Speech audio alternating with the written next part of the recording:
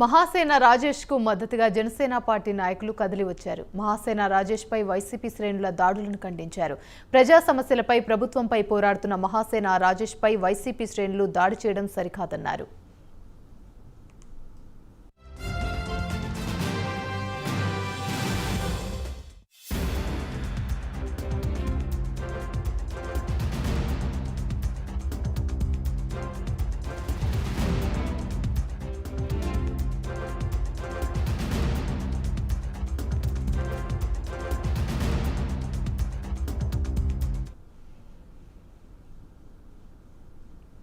రైట్గా ఇదే అంశానికి సంబంధించి మరిన్ని వివరాలు మా ప్రతినిధి దుర్గారావు లైవ్ లో అందిస్తారు.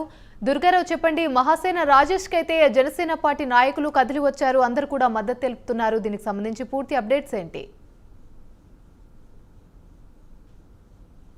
మహాసేన రాజేష్కి మద్దతుగా జనసేన పార్టీ అంతా కదిలి వచ్చిందని చెప్పొచ్చు. ఈరోజు ఉత్తరకంచి రహదారిలో మొత్తం జనసేన పార్టీ వెహికల్స్తో అక్కడంతా నిండిపోయిందని చెప్పొచ్చు. ప్రస్తుతం మహాసేనకి మద్దతుగా కదిలి వచ్చి మహాసేన రాజేష్కి సంఘీభావం కూడా తెలియజేశారు జనసేన నేతలు.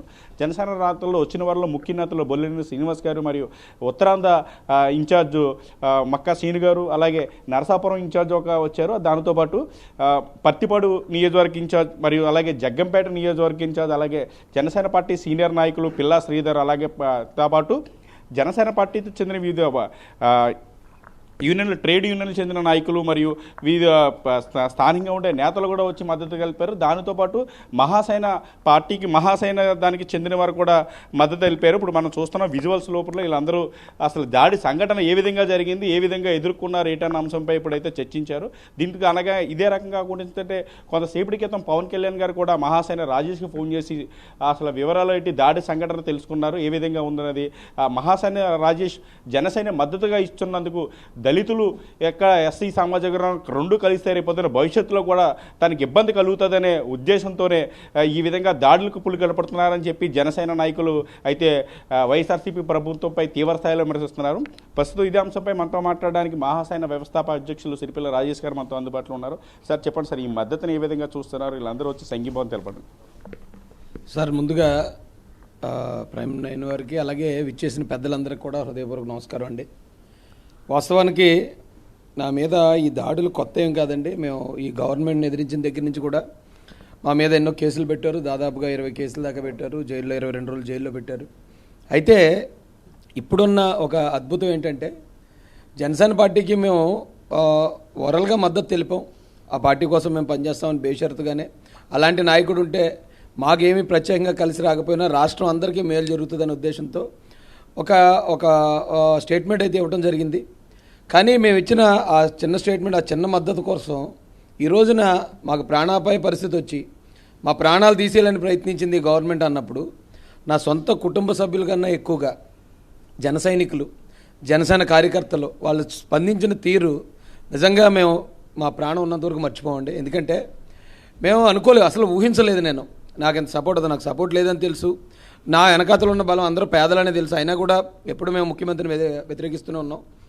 కానీ ఈరోజు ఊహించని విధంగా, నా చిన్న పల్లెటూరు అండి ఉత్తరకించి అంటే, ఈ గ్రామం ఎప్పుడు ఎంతమంది పెద్ద పెద్ద నాయకులను చూసి ఉండదు. అలాంటి నాయకులందరూ కదిలి వచ్చారు. ఒక రకంగా చెప్పాలంటే జనసేన పార్టీ మొత్తం కదిలి ఒక సాధారణమైన వ్యక్తి కోసం రావటం ఆ జనసేన పార్టీలో ఉన్న గొప్పతనాన్ని తెలియజేస్తుందండి. మేము మా హృదయపూర్వకంగా చెప్తున్నాం, ఈ జనసేనలో ఉన్న ఈ ప్రేమ, ఈ అభిమానాలు చూసిన తర్వాత గతంలో మేము ఎంత అపార్థం చేసుకున్నాం. ఆ నాయకుడిని బట్టే కదండి క్యాడర్ కూడా ప్రవర్తిస్తారు. అలాంటి నాయకుడిని కలిగిన ఇలాంటి క్యాడర్ ఆయన్ని మేము అంతకుముందు అపార్థం చేసుకుని దళితులకి ఏదైనా జరిగితే ఆయన ఏం చేస్తాడనే ఆలోచనతో ఉన్నాం. ఈ రోజున ఆయన ఇంతకుముందు గతంలో వ్యతిరేకించామని తెలుసు కూడా మా కోసం ఆయన ఫోన్ చేసి పరామర్శించడమే కాకుండా మొత్తం జనసేన పార్టీని అందరినీ మాకు అండగా నిలబెట్టిన పవన్ కళ్యాణ్ గారికి హృదయపూర్వక నమస్కారాలు తెలియజేస్తున్నానండి. విచ్చేసిన పెద్దలందరికీ కూడా మీ రుణం మేము ఎప్పటికీ కూడా గుర్తుంచుకుంటాం. నా జాతి ఈ రోజున ఇలాంటి అవమానం నుంచి మాకు అండగా నిలబడిన మిమ్మల్ని, జనసేన పార్టీని మా జాతి అంతా గుర్తుపెట్టుకుంటుందండి. ఖచ్చితంగా 2024 ఎలక్షన్లో అణగారిన వర్గాలన్నీ కలిసి, బడుగు బలహీన వర్గాలన్నీ కలిసి అధికారం చేపట్టడం అనేది ఖాయంగా మేమైతే భావిస్తున్నామండి. దానికి తగ్గట్టే పెద్దలందరూ కూడా ఒక ప్లాన్ ఆఫ్ యాక్షన్ కూడా చెప్తున్నారు. కుల మతాలకు అతీతంగా, పార్టీలకు అతీతంగా ఈ వర్గాలన్నీ ఏకం చేసి ముందు తీసుకెళ్లాలనే ఆలోచన ఇప్పుడు పెద్దలు కూడా తెలియజేశారు.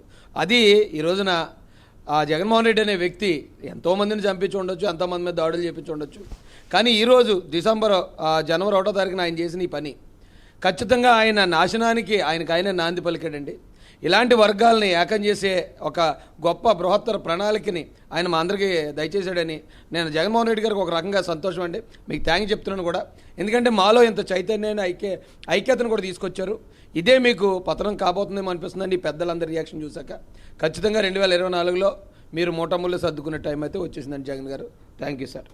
మరోవైపు ఇదే అంశంపై మనతోటి జనసేన పార్టీ సీనియర్ నాయకులు బొలిశెట్టి శ్రీనివాస్ గారు మనతో ఉన్నారు. ఆయన మరిన్ని వివరాలు తెలుసుకుంటారు. సార్ చెప్పండి సార్, ఈ దాడి ఘటనని చూశారు, ఏ విధంగా సంఘీభావం చెప్తారు, ఏ విధంగా మద్దతు తెలుపుతారు?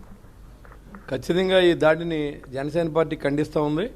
తమ్ముడు రాజేష్తో నాకు ఉన్న పరిచయంలో నేను చాలా బాధపడ్డాను. ఏంటి ఎలా జరిగింది అనేది అది అప్పుడు ఒక ఆలోచన చేసాం. ఎందుకంటే ఇప్పుడు ఎంతసేపు జనసేన పార్టీ కాపుల పార్టీ లేకపోతే కులాలను విడగొట్టేటువంటి ఈ జగన్మోహన్ రెడ్డిని ఏదో రకంగా మళ్ళీ కులాలను కలపాలనే ఆలోచన నాకు వచ్చింది. అందుకే అందరినీ కూడా ఇప్పుడు మన రాజేష్తో పాటుగా ఇంకా ఉన్న ఎస్సీ నాయకుల్ని, బీసీ నాయకుల్ని, కాపు నాయకుల్ని అందరినీ ఒకటి చేసే ప్రయత్నం ఈరోజే కాకినాడలో మొదలు పెడతా ఉన్నాం. ఖచ్చితంగా ఈ ఒక నెల రోజుల్లోపు ఒక మన ప్లాన్ ఆఫ్ యాక్షన్ కూడా మనం తెలియజేస్తాం. ఎందుకంటే ఇలాంటి అరాచకమైనటువంటి శక్తుల్ని మొదట్లో కన్నా తుంచకపోతే ఇవాళ రాజేష్కి జరిగింది కదా అంటే ఇంతకుముందు కూడా జరిగింది. చంద్రబాబు నాయుడు గారి ఇంటికాడ జరిగింది, కళ్యాణ్ గారి మీద ఇక్కడ మన శ్రీకాకుళంలో మా పార్టీ ఆఫీస్ మీద దాడి చేసిన సందర్భం కానీ, తెలుగుదేశం పార్టీ ఆఫీస్ మీద దాడి చేసిన సందర్భం కానీ, లేకపోతే ఎవరైనా ఒక ఉన్నత భావాలతో పనిచేసే వ్యక్తులు ఎవరిని లేకుండా వాళ్ళందరినీ తుదుముట్టించాలనే ఆలోచనలో ఉన్నటువంటి ప్రభుత్వాన్ని ఖచ్చితంగా గద్దె దింపడం కోసం ఎన్ని ప్రయత్నాలన్నీ చేయాలనే ఆలోచనతోనే ముందుకు పోతా ఉన్నాం. ఇవాళ రాజేష్ జరిగింది మేమంతా వెన్నుదన్నుగా ఉంటాం, రాజేష్ని కాపాడుకుంటాం అని కూడా మేము తెలియజేస్తా ఉన్నాం.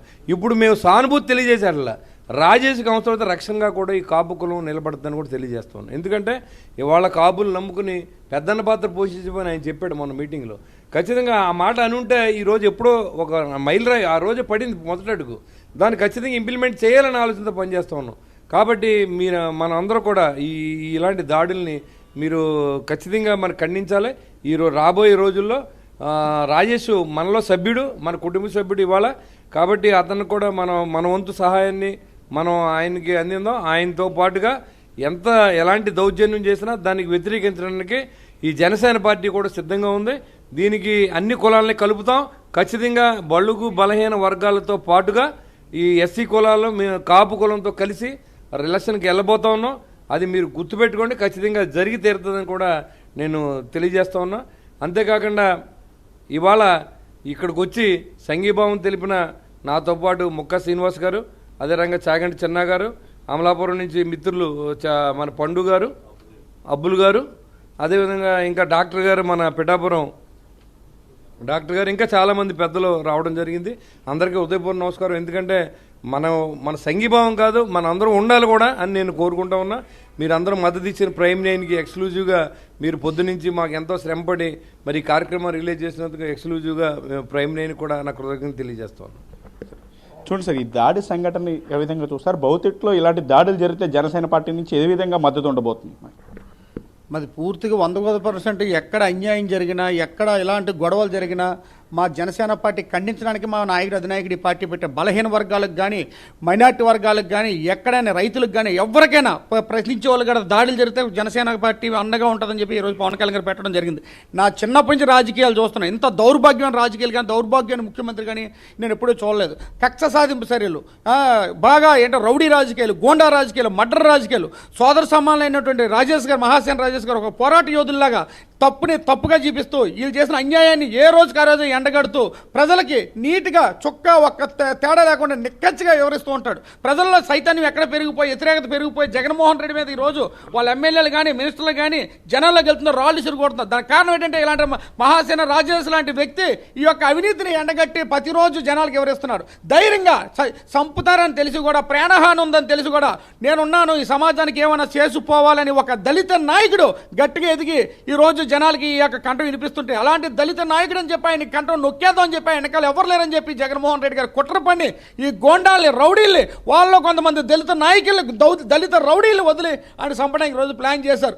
అయినా జగన్మోహన్ రెడ్డి గారు పప్పులు ఉడకవు, ఎందుకంటే నీతి న్యాయం ఉన్నాడు గెలుస్తుంది. బాబాసాహెబ్ అంబేద్కర్ ఒక మాట అన్నారు, కష్టమో సుఖమో నీతి న్యాయంగా ప్రపంచానికి మన గొంతు వినిపిస్తూనే ఉండాలి, పోరాడుతూనే ఉండాలి, 10 మందికి మంచి చేస్తూ పోవాలని చెప్పిన అదే కోవలో ఈరోజు మహాసేన రాజేష్ గారు వెళ్తున్నారు. ఆయన సోదర సమానులు అంటే అలాంటి వ్యక్తి, ఒక మంచి వ్యక్తి సమాజానికి అవసరం. అలాంటి వ్యక్తులు చాలా మంది తయారవుతున్నాయని చూసి ఇన్స్పిరేట్ అయ్యి అలాంటి వ్యక్తి రోజు గొంతులోకి చంపేద్దామని చెప్పి ఆయన కేవలం పవన్ కళ్యాణ్ గారి ఇష్టంతో జనసేన పార్టీకి మద్దతు ప్రకటించిన మరొక రోజు నుంచి ఆయన మీద ఈ దాడులు మొదలవడం, ఆయన వెనకాల పాలవడం, రక్కీలేయడం కూడా జరుగుతుంది. అయ్యా జగన్మోహన్ రెడ్డి గారు ఇప్పటికైనా మాని ప్రజల్లోకి వెళ్ళి మంచి చేయండి, ప్రజలకి అన్నం పెట్టడానికో, రైతులకు న్యాయం ఆడపిల్లలకు న్యాయం చేయడానికో, చదువులకు ఇలాంటివి చేయడం తప్ప ఇలాంటి కక్ష సాధింపు జరుపులు, ఈ గోండా రాజకీయాలు, రౌడీ రాజకీయాలు పెట్టొద్దని దయచేసి కోరుకుంటున్నాం. ఈ దాడిని తీవ్రంగా ఖండిస్తున్నాం. మహాసేన రాజేష్కు పెద్ద కుటుంబం, జనసేన కుటుంబం ఉంది.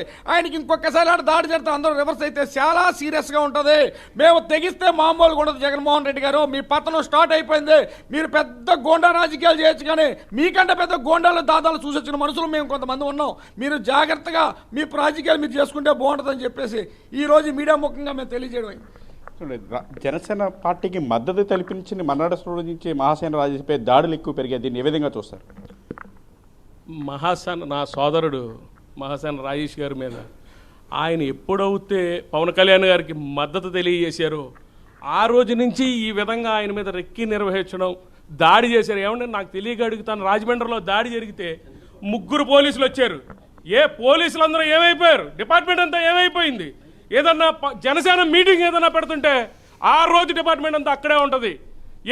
ఏదన్నా దాడి జరిగినప్పుడు నిద్రపోతున్నారా మీరు? డిపార్ట్మెంట్ వాళ్ళు డిపార్ట్మెంట్ సహకరించవలసిన బాధ్యత డిపార్ట్మెంట్ మీద ఉంది. ఖచ్చితంగా కూడా ఏదైనా సమస్య వచ్చినప్పుడు మీరు అక్కడ ఉండి మీరు ఆయన కాపాడవలసిన బాధ్యత మీ మీద ఎంతైనా ఉంది. అయినప్పటికీ కూడా మీరు ఎంతసేపు గవర్నమెంట్గా కొమ్ము కాస్తున్నారు. జగన్ రెడ్డి గారు ఏం చేస్తున్నారు అంటే యావత్ రాష్ట్రం అంతా చూస్తుంది, రౌడీ రాజకీయం చేస్తున్నారు. అందరూ చూస్తున్నారు మిమ్మల్ని, మీరు ఏం చేస్తున్నారు అన్నది ప్రతి వ్యక్తి పరిశీలిస్తున్నాడు. మీ పతనం ఈ నూతన సంవత్సరంలోనే మొదలైపోయింది. ఈ నూతన సంవత్సరం నుంచి మీ పతనం మొదలై మీ దిగజారుడు రాజకీయాలు ఇప్పటికైనా మానకపోతే మీకు 2023లో జనమే సమాధానం చెప్తారు.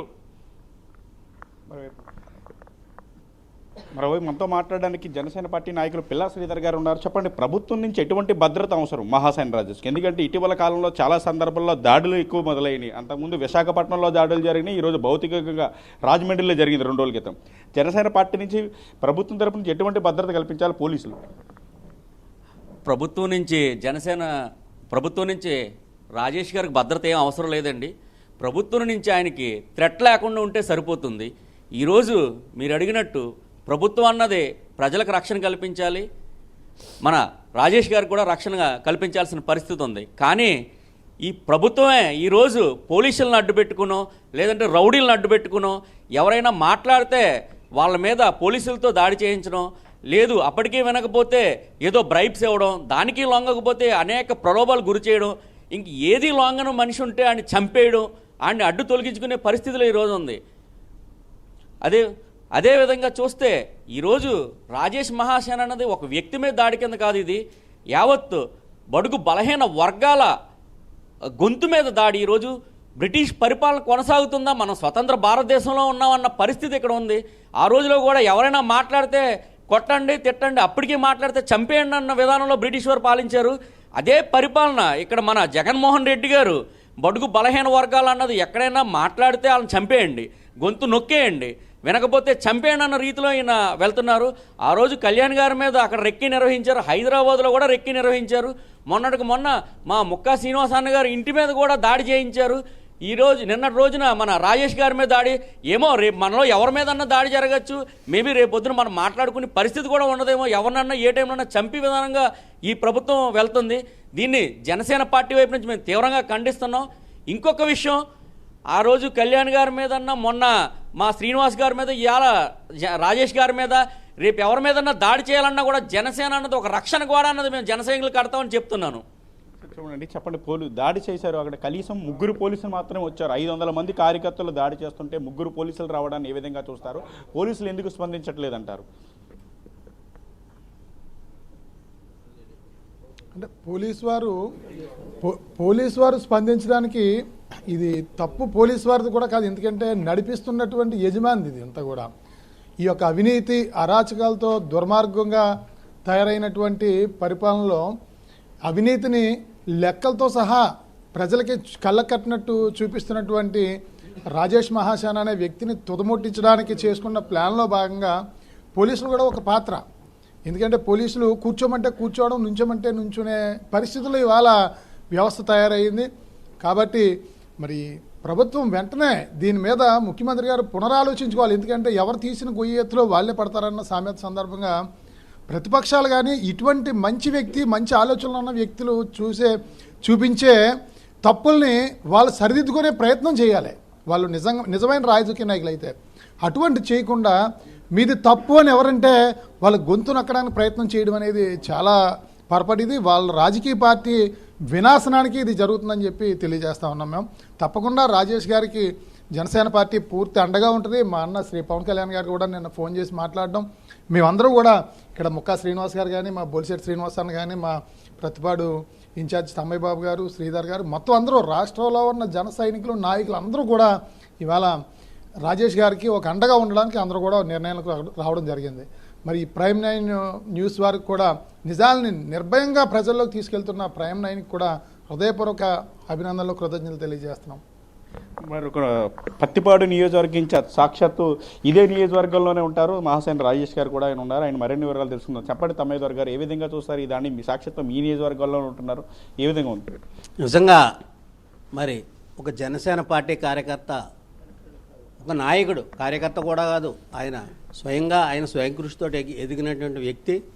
మరి చాలా దురదృష్టకరం, ఈరోజు వరకు కూడా ఆయన వంక చూడడానికే జడిసేటువంటి వ్యక్తులు జనసేన పార్టీకి ఆయన మద్దతు ప్రకటించిన తర్వాత ఉక్రోషంతో జనసేన పార్టీ కార్యకర్తలను ఏదో ఒక విధంగా ఇబ్బంది పెట్టాలని చెప్పేసి ఇటువంటి కార్యక్రమం చేయడం చాలా అన్యాయం, దారుణం. మరి ఖచ్చితంగా ఇది నేను పూర్తి బాధ్యత వహించాలి దీనికి కూడా. ఎందుకంటే నా నియోజకవర్గంలో నా జన సైనికుడు, నా సోదరుడు, నా తమ్ముడి మీద ఇటువంటి దాడి జరగడం చాలా దారుణం.